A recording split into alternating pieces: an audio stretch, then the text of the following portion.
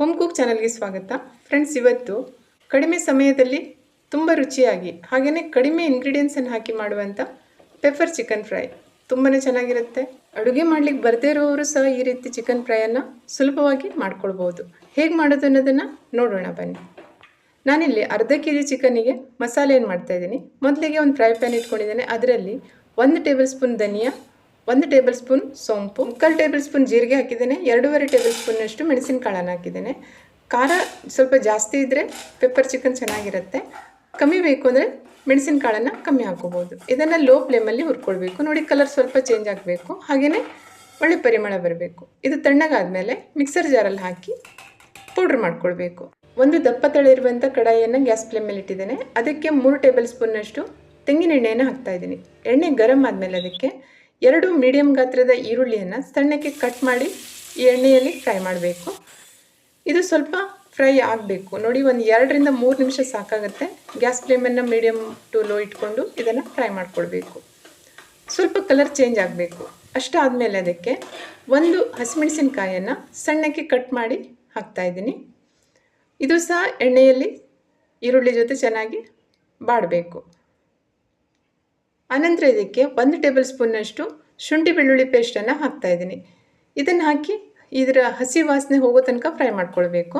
ನೋಡಿ, ಈರುಳ್ಳಿ ಮತ್ತು ಬೆಳ್ಳುಳ್ಳಿ ಚೆನ್ನಾಗಿ ಫ್ರೈ ಆದಮೇಲೆ ಅದರ ಹಸಿ ವಾಸನೆ ಹೋಗಬೇಕು ಕಂಪ್ಲೀಟಾಗಿ. ಆನಂತರ ಇದಕ್ಕೆ ಚೆನ್ನಾಗಿ ಕ್ಲೀನ್ ಮಾಡಿ ಇಟ್ಕೊಂಡಿರುವಂಥ ಅರ್ಧ kg ಚಿಕನನ್ನು ಹಾಕಿ ಗ್ಯಾಸ್ ಫ್ಲೇಮನ್ನು ಮೀಡಿಯಮಲ್ಲಿ ಇಟ್ಕೊಂಡು 2 ನಿಮಿಷ ಇದನ್ನು ಫ್ರೈ ಮಾಡಬೇಕು.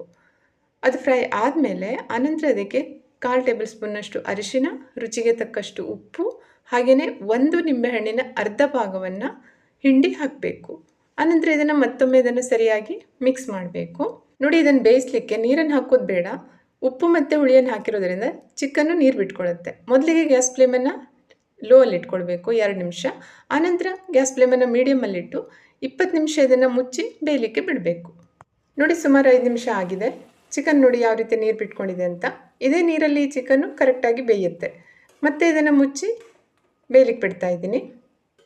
ನೋಡಿ, ಚಿಕನನ್ನು ಬೇಯಲಿಕ್ಕೆ ಇಟ್ಟು ಸುಮಾರು ಒಂದು 15 ರಿಂದ 20 ನಿಮಿಷ ಆಗಿದೆ. ಚಿಕನ್ ಚೆನ್ನಾಗಿ ಬೆಂದಿದೆ. ನೋಡಿ, ಈಗ ಇದಕ್ಕೆ ಮಸಾಲೆಯನ್ನು ಹಾಕ್ತಾಯಿದ್ದೀನಿ. ಮೊದಲಿಗೆ ಗರಂ ಮಸಾಲ ಪೌಡ್ರ್ ಹಾಕ್ತಾಯಿದ್ದೀನಿ. ಸುಮಾರು 3/4 ಟೇಬಲ್ ಸ್ಪೂನ್ನಷ್ಟು ಸಾಕಾಗುತ್ತೆ ಅರ್ಧ kg ಚಿಕನ್ನಿಗೆ. ನೋಡಿ, ಇದು ಮನೇಲಿ ಮಾಡಿಟ್ಕೊಂಡಿರುವಂಥ ಗರಂ ಮಸಾಲೆ.